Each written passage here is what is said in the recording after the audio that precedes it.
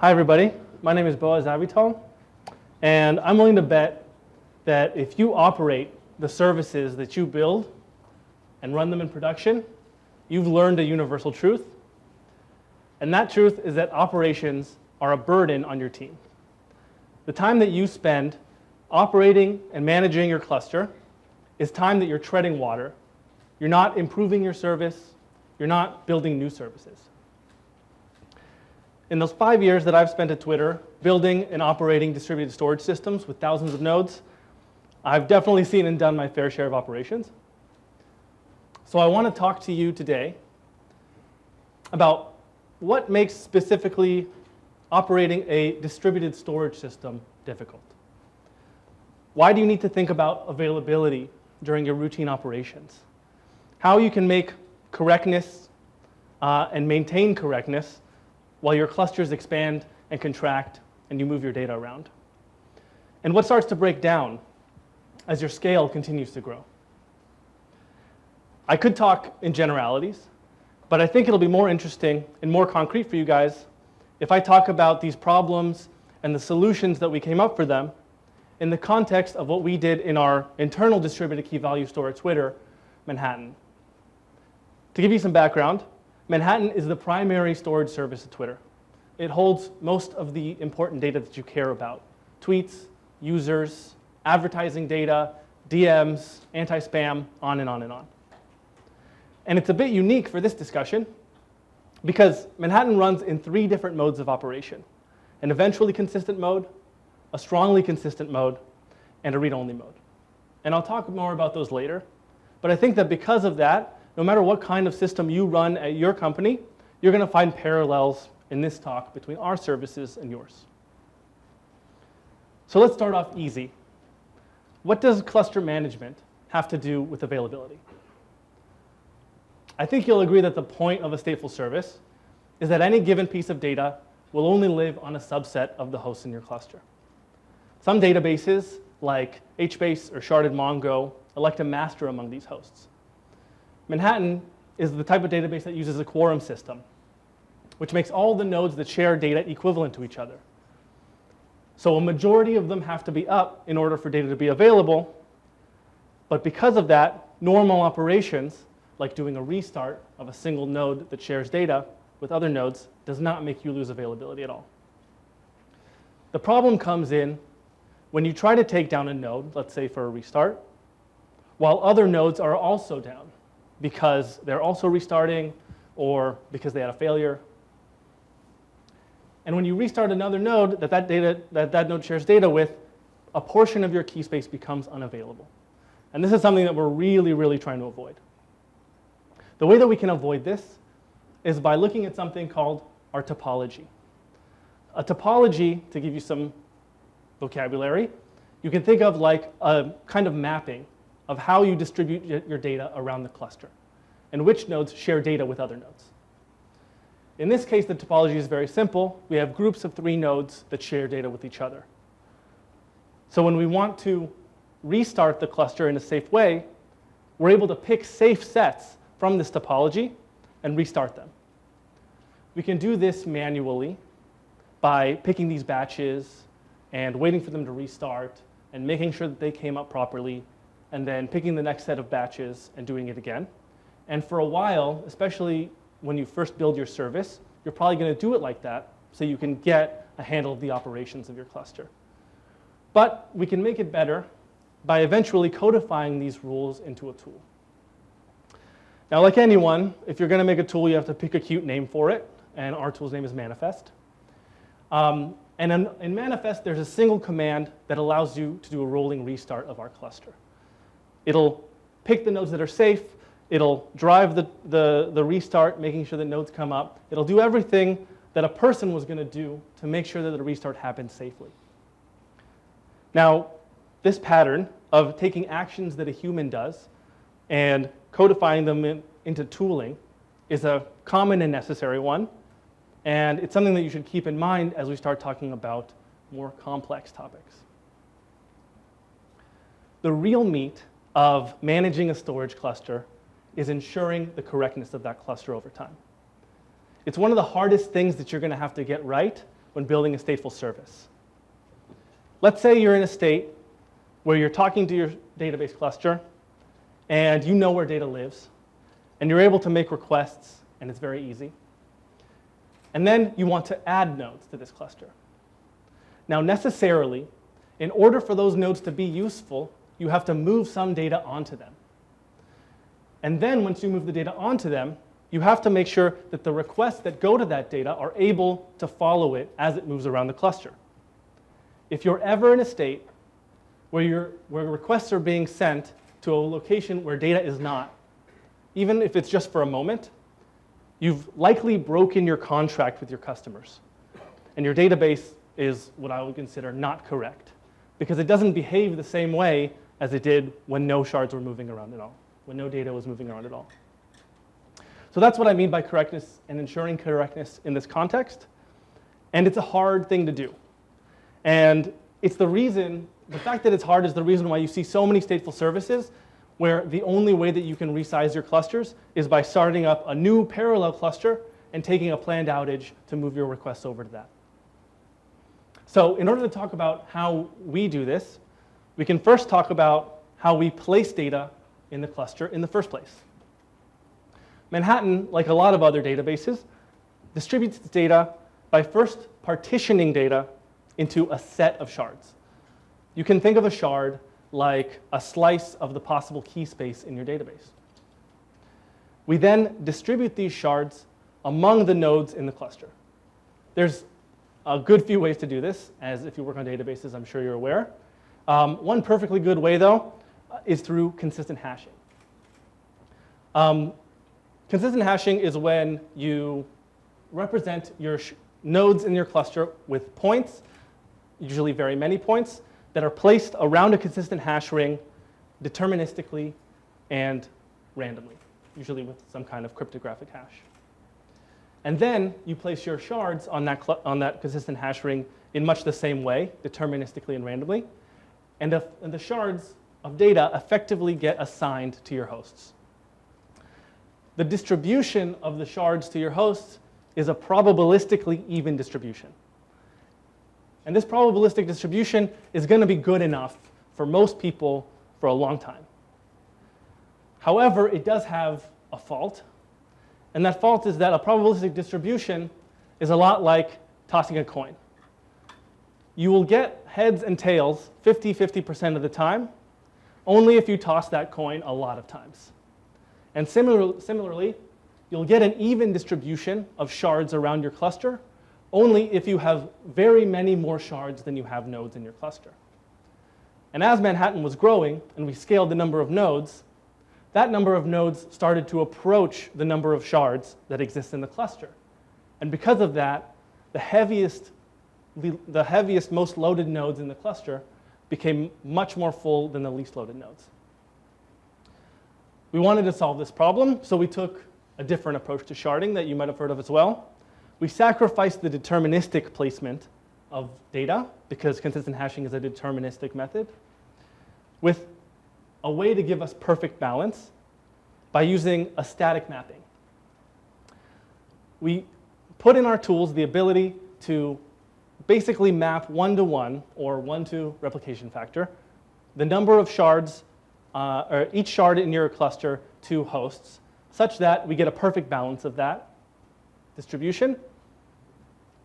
And we put that mapping somewhere authoritative, like Zookeeper, and we make sure that wherever it is, we have it backed up and safe, because this is a non-deterministic mapping. It's a stateful mapping, and therefore, if we lose it, we don't know where stuff was, and that's pretty bad. That's a trade-off. It's a complexity trade-off in managing your systems, but it also means that we get to last much longer with very good balance of the data across our cluster.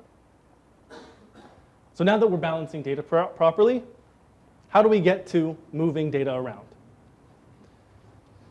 Different services with different guarantees are going to approach moving data in slightly different ways.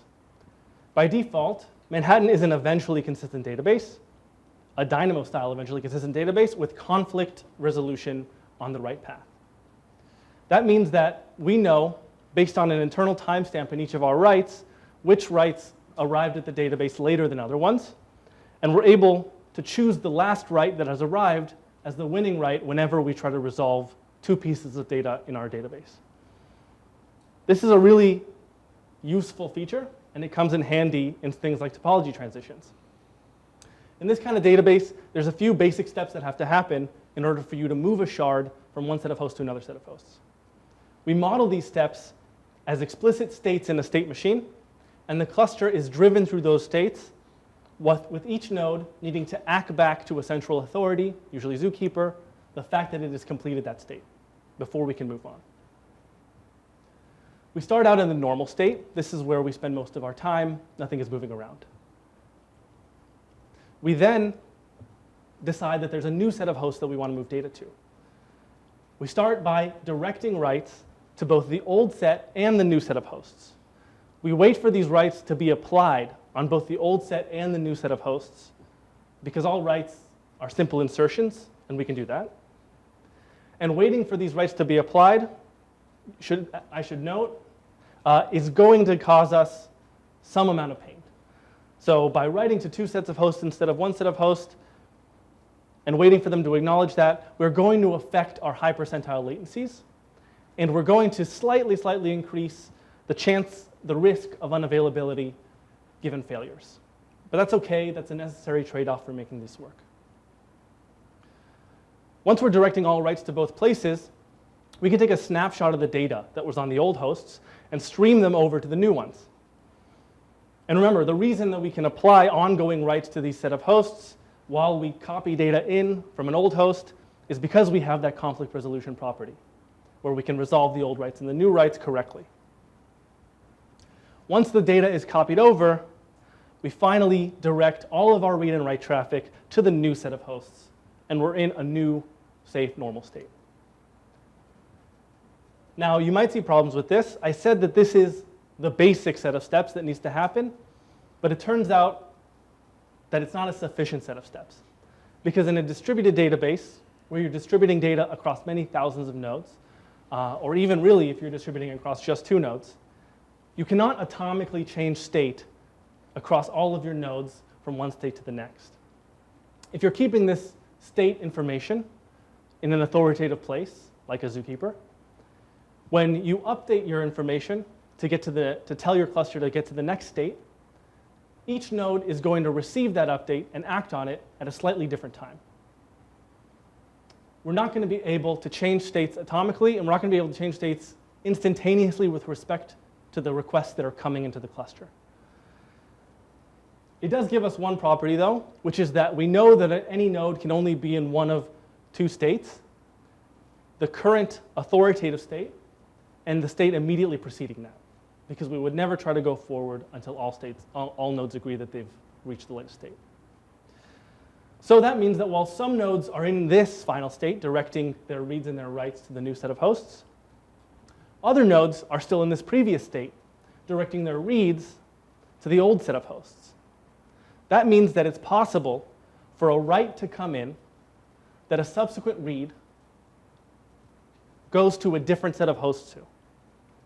And that means that you wouldn't be able to read the write that you made, and that violates our correctness guarantees that we made to our customer.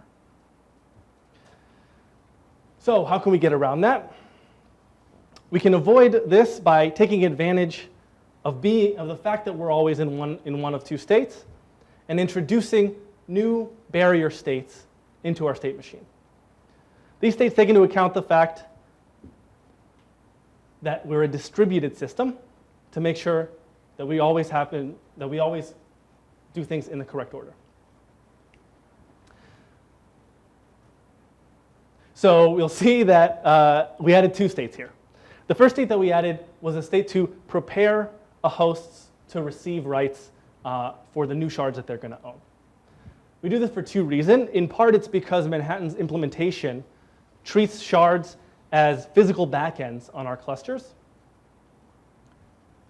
But even if we didn't do that, it's also because if you're running a distributed database, you probably don't want your host to be able to passively receive writes for data that they don't think that they own. And if that's the case, you want to first notify nodes that they're about to own a shard before they ever start receiving writes for that shard.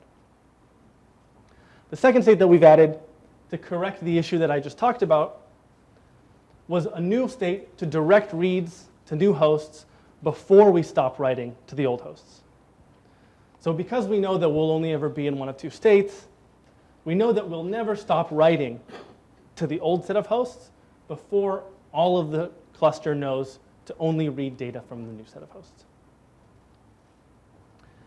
So here we are with a correct topology transition, and it's a series of states that we have to drive the cluster through. How do we allow our operators to actually do this topology transition? We go back to our operations tool, and we give it a new ability. The ability is to check out a topology from the authoritative place where we store it, modify it to do something like add new nodes or remove nodes, and then we execute the transition that allows our tool to drive the cluster through the state machine. Nodes in the cluster will know what the new topology is, what the old topology was, and as the tool is guiding the cluster through these states, they'll change their behavior to satisfy each new state until we get to our goal. So that was a lot, but let's make it a little more exciting. I mentioned that Manhattan has multiple modes of operation, and one of those modes is strong consistency. The way we ensure strong consistency in a nutshell, although I have a whole other talk about this, is that messages that belong to a shard are delivered to that shard through a sequential log. Nodes that own the shard subscribe to that log, and when they apply the action that they read from that log, they reply with their response to the writer, which is in Manhattan what we call a coordinator node. Because in a strongly consistent system where operations are applied sequentially, the order of operations that enter the backend is guaranteed. Operations are linearizable at a shard level. So this also means that unlike in eventual consistency, we no longer have the benefit of this conflict resolution property. We need to strictly control the order that data arrives in our backends. So let's look at what happens when we try to move a shard in strong consistency mode through our existing state machine. You'll notice that there's two interesting issues that we run into. The first is that we reach a state where, because we've been directing writes, we reach a state where we would have been directing writes to both sets of hosts. But in strong consistency mode, this doesn't quite make sense.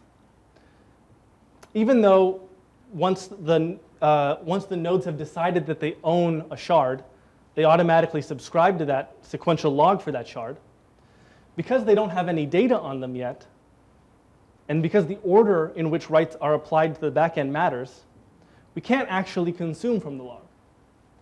And because we can't consume from the log, these storage nodes can't acknowledge these writes back to the coordinator that we've applied these log operations.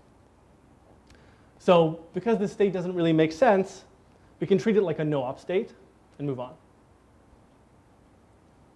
Second, after we've streamed data from the old hosts to the new hosts, and we're able to start applying writes from the log finally, we get to the state where we're told to direct reads to the new sets of hosts. Now, directing these reads is probably okay if the reads are strongly consistent reads, which means the reads are encoded as operations that are going to go through the sequential log. However, Manhattan, like many databases, wants the ability to send eventually consistent reads to otherwise strongly consistent data, because eventual consistency is faster and cheaper than strong consistency.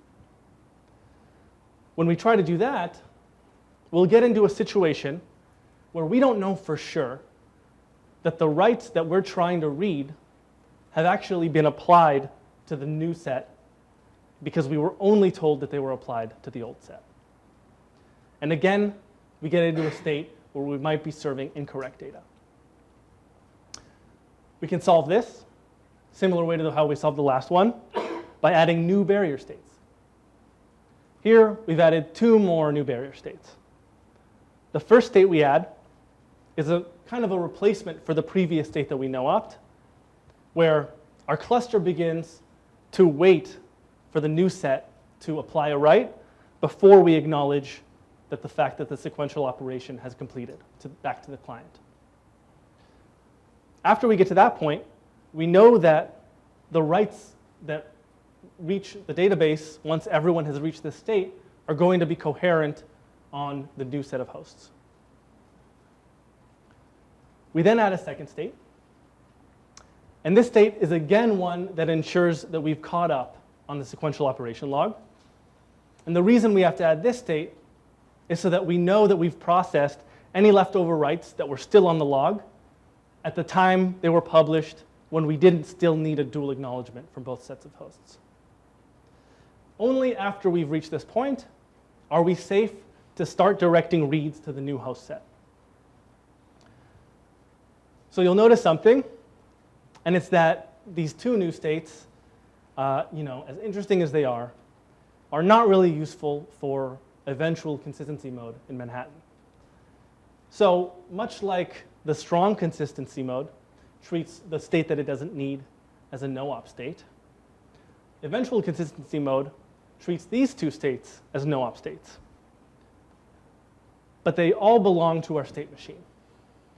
By making our state machine a superset of all of the safe states that our cluster would need to go through, we're able to reuse the same state machine, the same code, across all of our services, even when those services have significant operational and architectural differences. I'll make my point with a more extreme example, which is Manhattan's third mode of operation, read-only mode. Read-only mode is very simple. As advertised, it has no write path. Fully sharded data sets are generated from customer data and stored in HDFS. We download data whenever it's available into the storage nodes for serving. So now, to move a shard in read-only mode, we start at our normal state. We go to the streaming state. All that does is downloads the latest data for that shard from HDFS. And then once the data is fully downloaded, we direct reads to that new state. The majority of the states in the state machine are no-ops. But again, because we're able to reuse the logic from the other two state machines, we can not only reuse the code that runs the state machine, we can reuse the tooling that operates the state machine. So with no changes whatsoever to the way that we manage our cluster, we can use the same tool to control the topology on three completely different architectures.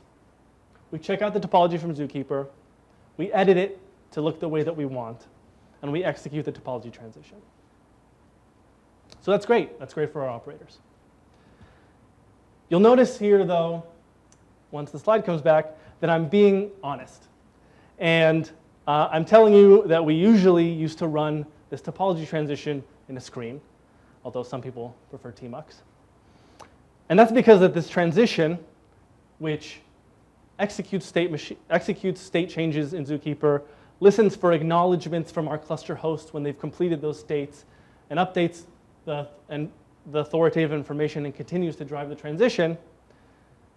Turns out that for really big operations, when your cluster gets very large and you start to move a lot of data, terabytes and terabytes of data around, these operations can take a really long time.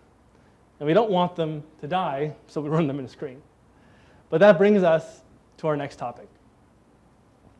We've talked about maintaining availability, and I gave an example of how to make restarts safe. We've talked about ensuring correctness, and we went into, I think, pretty good depth about all the steps necessary for that. These are fundamental properties of the service, and we need to maintain them. And if they work the way that we want them to work, we know that we're not going to be letting our customers down. But there's another aspect of operating a service, and that's scale. How many nodes you have, right? But also how many people are working on managing these nodes. And scale is not really related to correctness, but it's a complicating factor in your service, and in stateful services in particular. When your cluster is small, life is good, everything is easy. the space of possible things that can happen on a small cluster is also relatively small. Maybe a node will die on occasion. You can find it and remove it. After you remove that node, you just need to replace it with a different node. And maybe it's a crazy day, and right when you're about to replace that node, somebody comes up to you and asks you to add a bunch of capacity to the cluster to support their new use case. You could choose to think about, all right, how do I add those new nodes while at the same time replacing this other node, if those are different operations? Or you can say, sure, that's fine. Just give me a minute. Let me get the state back to a good, let me get the cluster back to a good state that I am comfortable with. It's not going to take too long. I don't have too much data. And then once that's done, I have a clean slate that I can add new nodes onto in my cluster. This is in practice how people are going to be operating your clusters in your company. Because your scale is small, it's easy for a person to reason about what's going on and what order they should do things in and how long any action might take. There's some effort, but the effort is low. And you can tolerate inefficiencies in your tooling because of that. When you reach a larger scale, the primary issue is that there are many, many things happening at once. A large cluster will have multiple simultaneous node failures. And it's up to the operator to decide, where are these failures happening? Can I resolve them once, all at once? Or should I do it in parts? How do I react quickly enough so that I don't increase my risk of unavailability in the cluster? Meanwhile, since it's not just the cluster that's grown, but it's also your team, there's another engineer who wants to deploy a new version of the service and roll the cluster. So now you have to ask, does the rolling restart impact the down nodes, or vice versa? Does this change how many nodes it's safe to remove at once because the cluster is more loaded? Does the person executing the restart know that there are nodes down right now and that their restart will be stuck on replica sets that are not safe to roll until they're healed? And does that person have to constantly be checking back for when their restart is finishing the last few hosts so that they know that they've completed their operation?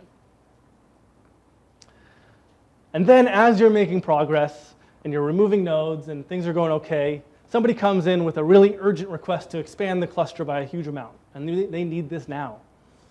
So now, how do these three ongoing operations interact? Do I need to pause removing nodes while I add new ones? And if I'm in the middle of removing a node, and that's going to take a little while, should I cancel that operation so I can combine that with this adding operation? And of course, while you're working on all of this, hardware does what it likes to do, and it fails. Nodes in the existing current cluster are going to fail. Nodes that you're restarting are going to fail and fail to come back from restart. New nodes that you're adding are going to fail because they weren't properly vetted. If a new node that you're adding fails, do you kill the whole operation and start over? What if you were already halfway through this adding operation and it's taken you 6 hours? How many nodes are you going to have to do freaking maintenance on before you can finally stop paying attention to this rolling restart? It's just a whole lot of stuff to think about. And as I said, the more time that you spend thinking about managing your cluster, the less time that you spend actually working to improve your cluster. So what we wanted to do is to take away this need to constantly think about cluster management from our team and make our service think for us. We followed 3 simple rules to accomplish that goal.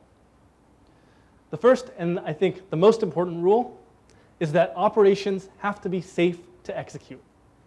If an operator wants to do something to a cluster, they should never have to worry whether that action has the potential to break our service.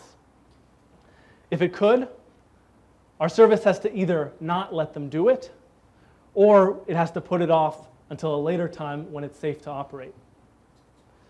Second, we wanted to make operations fire and forget. Sitting around, babysitting your cluster operations, constantly checking back to see if they're completed, worrying about how to resume them properly if they fail or if your tooling dies, was one of the stupidest things that we were doing. So no more of that. And finally, we wanted to continue to minimize the need for operators to have domain knowledge about the service that they're running. This goes back to what I said earlier about topology transitions. When the same steps were followed for every single type of Manhattan cluster, we can make all operations simple enough that we just have to describe what it is that we want to do and not how we want it to happen, regardless of how the clusters actually work. That way, operators can be much more effective with much less thought. So we accomplished these goals, and we did that by taking all of the logic that a person used to have to do to operate a cluster, and we codified it once into an always-on cluster manager service. The cluster manager behaves, in a sense, like a person would. It keeps in its head a view of the state of the world for the cluster that it's operating on, and it updates that state atomically in Zookeeper so that we can run safely with redundancy and protect ourselves against failures. When it does make a change to state, much like when our command line tooling would, it updates the topology in Zookeeper and drives the cluster through transitions. Nodes are subscribed to the state and change their behavior according to the state that we're in now. Of course, we had to give it a cute name, so we called it the Ops Genie.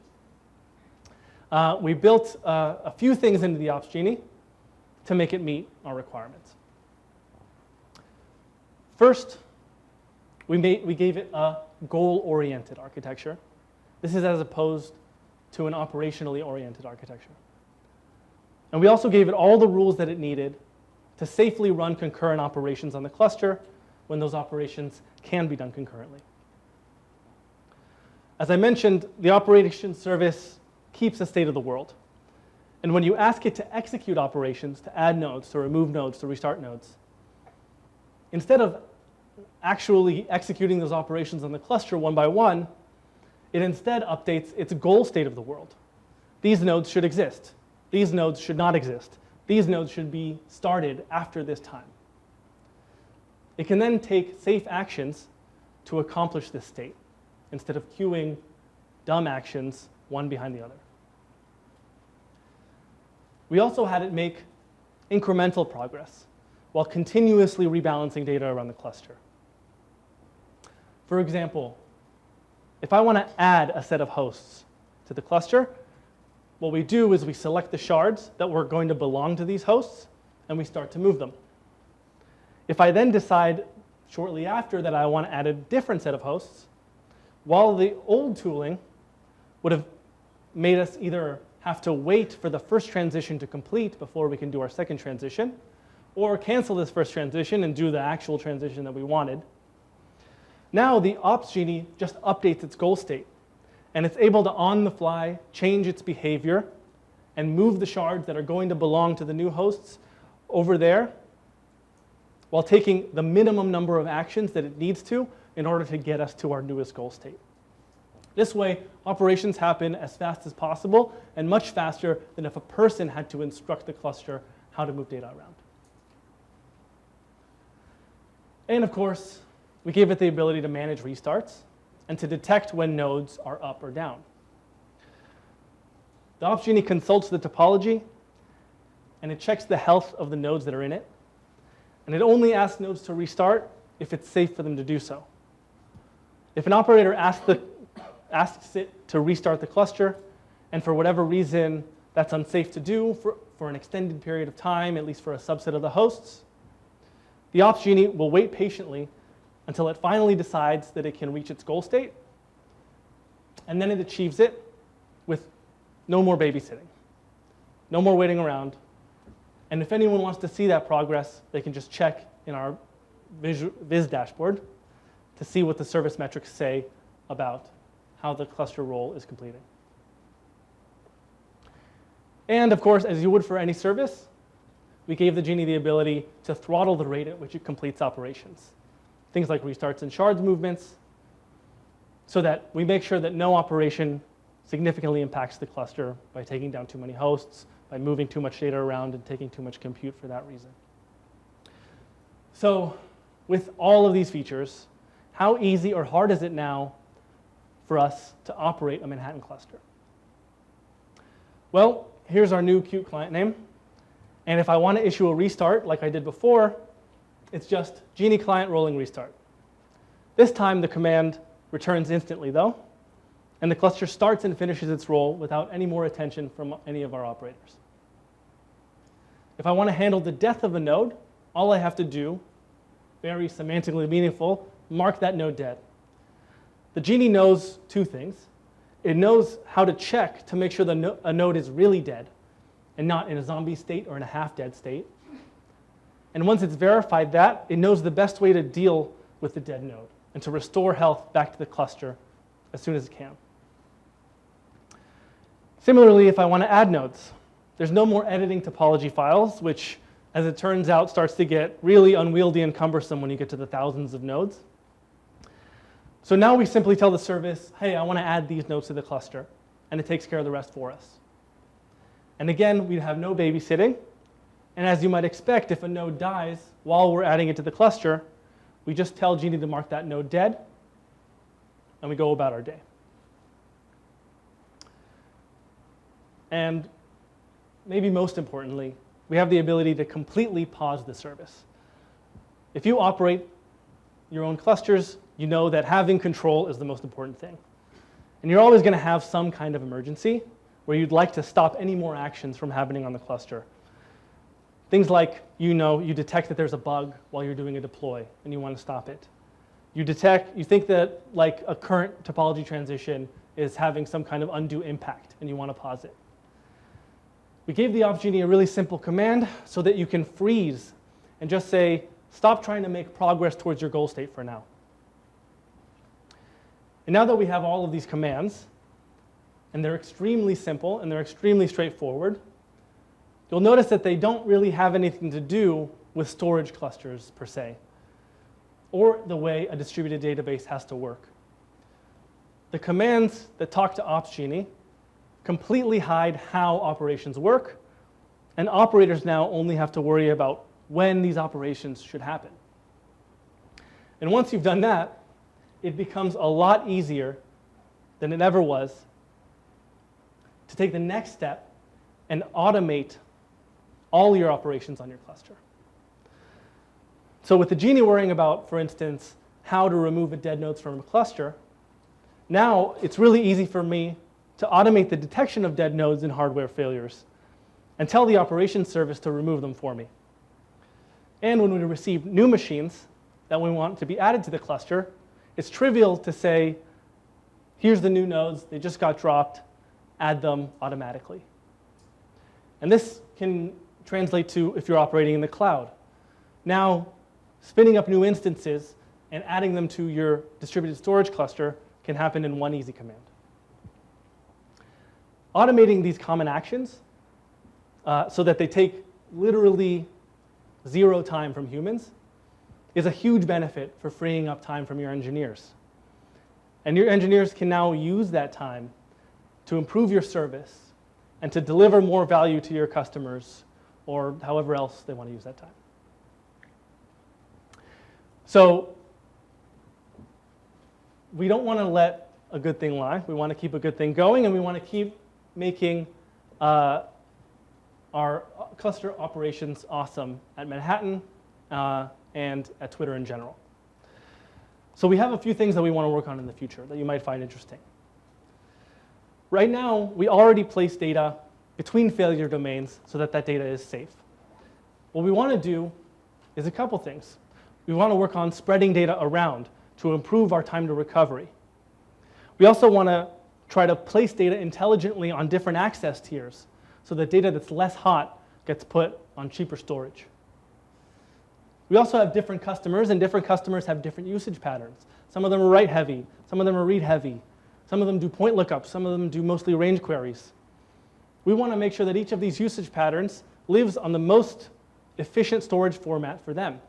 We want to be able to move that around proactively as their usage pattern changes. We also want to be able to split shards reactively based on the load in the cluster so that our usage is always even. And we're making a generalized cluster manager at Twitter. that's inspired by the Manhattan's Ops Genie so that all stateful services at Twitter can enjoy easy, automated, carefree operations. So I want to ask you, when you're going back to your teams, to look at your day-to-day work and see where it is that you're spending your time, and ask yourself, where can you make your service think so that you don't have to? Thanks very much. Happy to take questions.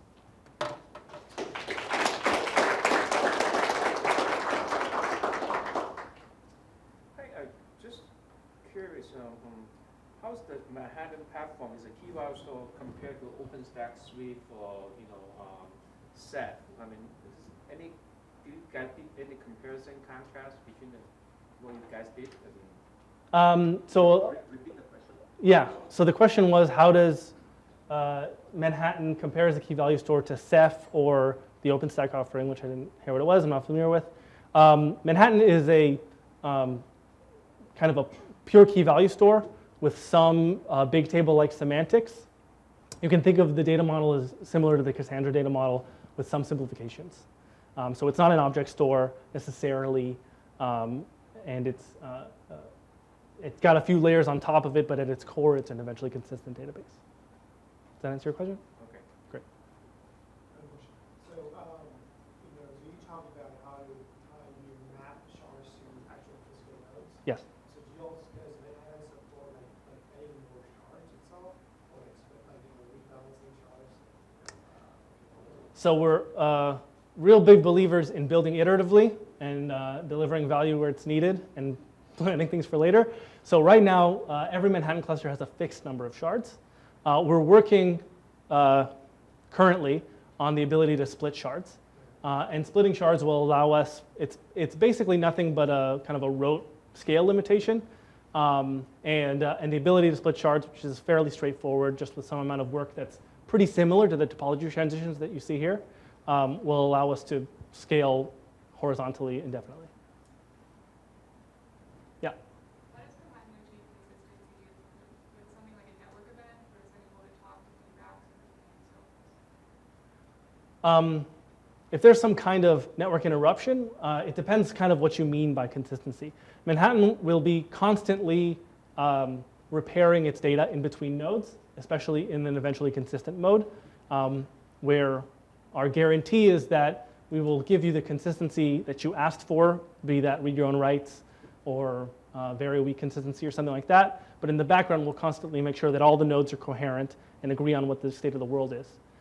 In other modes, like a strongly consistent mode, if your data can get into the operational log and you can get the response back, then you know that data exists.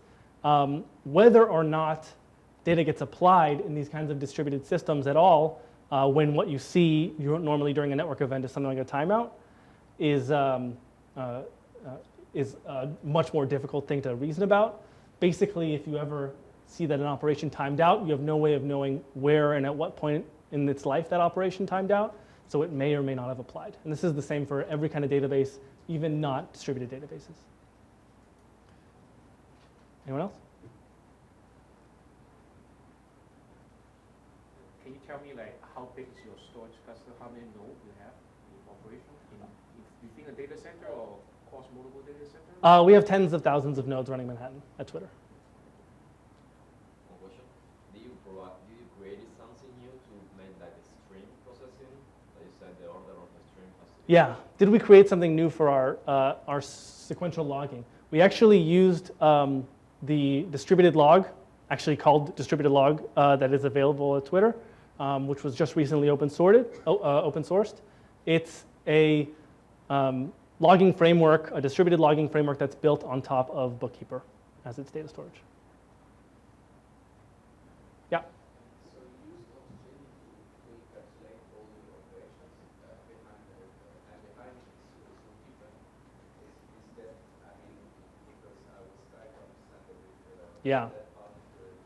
So we used OpsGenie to encapsulate all of our operations. The question is, what do I mean by Zookeeper is behind it? How do we use Zookeeper? Basically, Zookeeper is the thing where we store our state, and we never change the state of the cluster if we can't do that in an atomic operation against Zookeeper. This allows us to do something like have multiple redundant copies of the ops genie running who are both trying to achieve the same state. And as long as we can guarantee that the logic in the operations service is such that the end result, they will converge on the same end result, they can both be operating and trying to modify the state, the authoritative state in Zookeeper independently of each other. And we'll have redundancy while still making progress like we want to. Cool. What were the different backends that you use in order to fit the use cases of read versus write heavy? What are the different backends that we offer, especially on read versus write heavy? So we have 3 different backends right now. One of them is for our read-only. It's a point lookup backend, which is called CDB. It's based on the constant database format.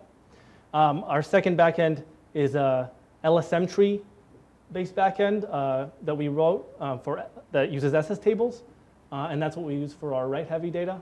And then we have an InnoDB-based B-tree backend that we use for our read-heavy data. Cool. All right, thank you very much.